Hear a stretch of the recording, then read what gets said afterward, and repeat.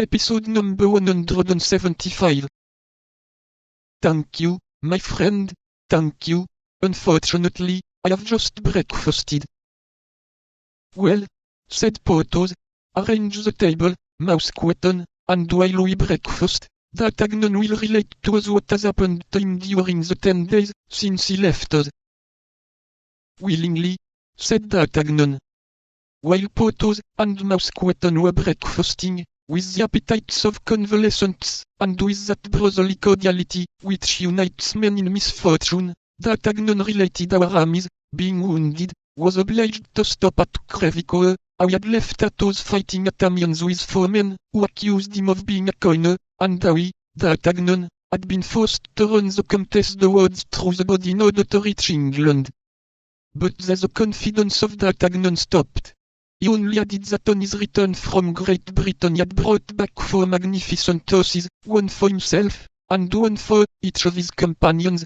Then he informed Porthos that the one intended for him was already installed in the stable of the tavern. At this moment Planchet entered, to inform his master that the horses were sufficiently refreshed, and that it would be possible to sleep at Clermont. As D'Artagnan was tolerably reassured with regard to Porthos, and as he was anxious to obtain news of his 2 other friends, he held out his hand to the wounded man, and told him he was about to resume his route in order to continue his researches. For the rest, as he reckoned upon returning by the same route in 7 or 8 days, if Porthos was still at the Great St. Martin, he would call for him on his way. Porthos replied that in all probability his sprain would not permit him to depart yet awhile.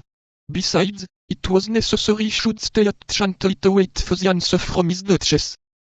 D'Artagnan wished that answer might be prompt and favorable, and having again recommended Porthos to the care of Mousqueton, and paid his bill to the host, he resumed his route with Planchet, already relieved of one of his led horses. 26. Aramis and his thesis. D'Artagnan had said nothing to Porthos of his wound, or of his procurator's wife. Arbenes was a prudent lad, however young he might be. Consequently had appeared to believe all that the vainglorious Mousquetaire had told him, convinced that no friendship will hold out against a surprised secret. Besides, we feel always a sort of mental superiority over those whose lives we know better than they suppose. In his projects of intrigue for the future, and determined as he was to make his 3 friends the instruments of his fortune, D'Artagnan was not sorry at getting into his grasp beforehand the invisible strings by which he reckoned upon moving them. And yet, as he journeyed along, a profound sadness weighed upon his heart. He thought of that young and pretty Mimi.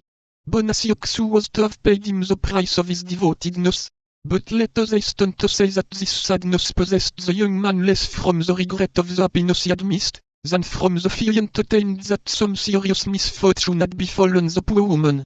For himself, he had no doubt she was a victim of the cardinal's vengeance, and, as was well known, the vengeance of his eminence was terrible.